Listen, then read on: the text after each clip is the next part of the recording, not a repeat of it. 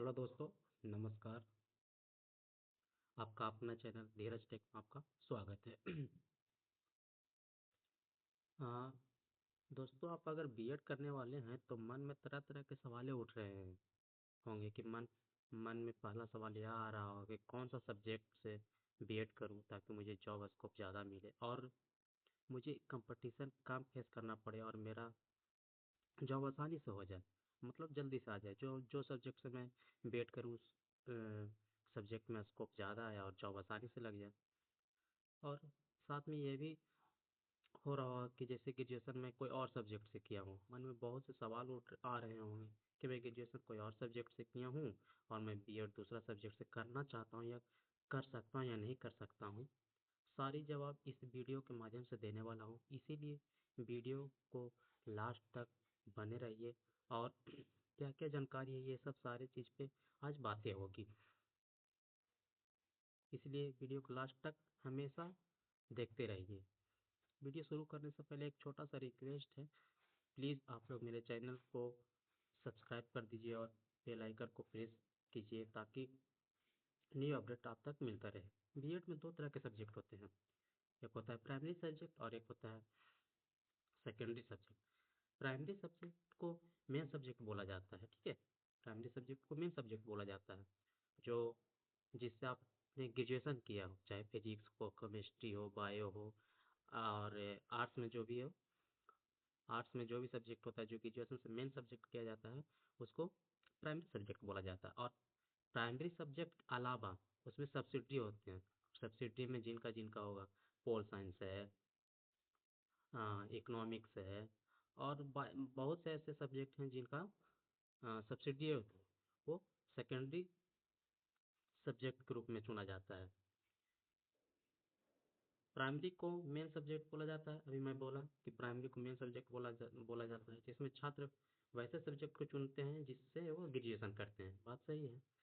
Total number of paper होते हैं BEd के लिए 11, फर्स्ट ईयर के लिए, ठीक है। बीएड फर्स्ट ईयर के लिए टोटल 11 पेपर होते हैं।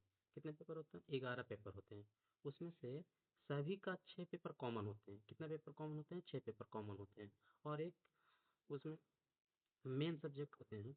ये सेवेंथ पेपर जो होता है वो मेन पेपर होता है, जिसको सीसी सेवेंथ बोलते हैं। तो छात्र के बहुत से मन में ऐसा सवाल उठता होगा कि मैं कौन सा सब्जेक्ट से करूं ताकि मेरा स्कोप उसमें जॉब आने की ज़्यादा हो और मैं जल्दी से कहीं ना कहीं सेटल हो जाऊं। सबको लगता है कि जॉब लग करके मैं सेटल हो जाऊं।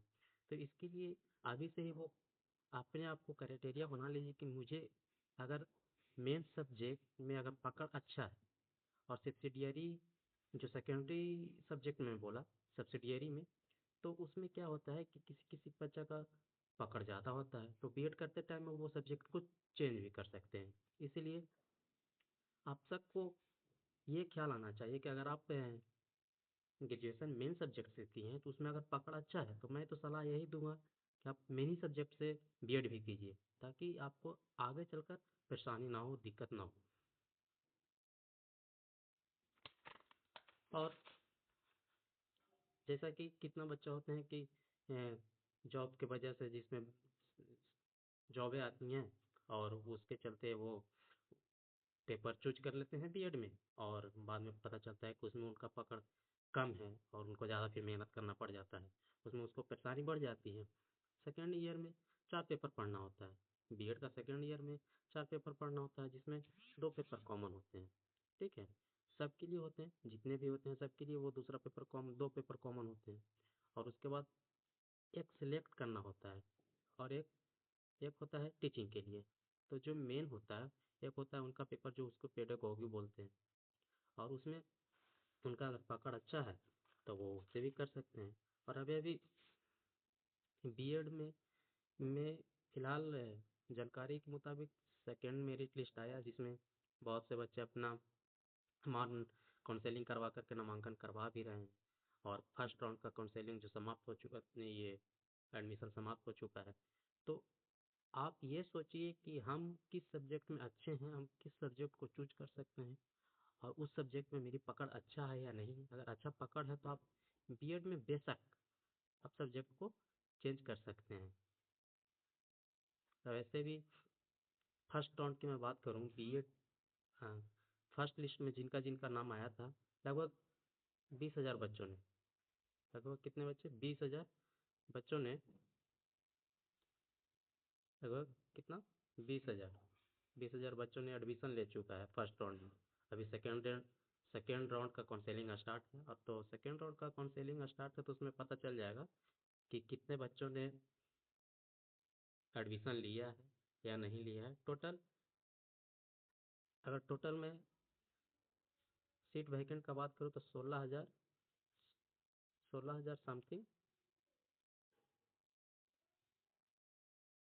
16,000 समथिंग सीट वैकेंट थे। कितना, 16,000 समथिंग सीट वैकेंट थे।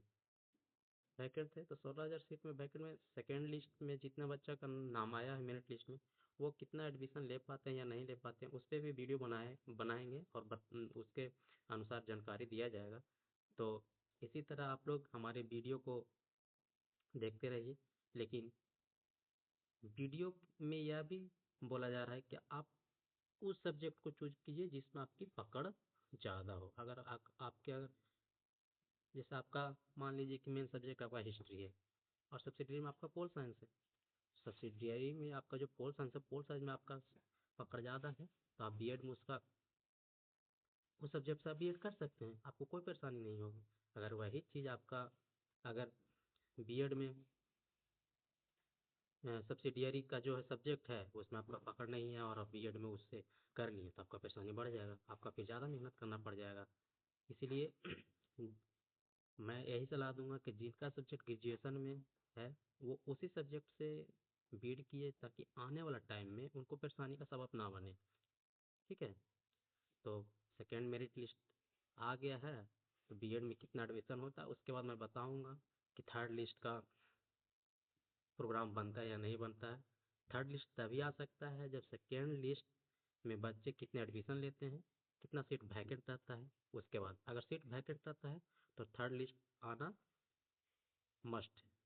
चलिए, बहुत बहुत धन्यवाद, थैंक यू।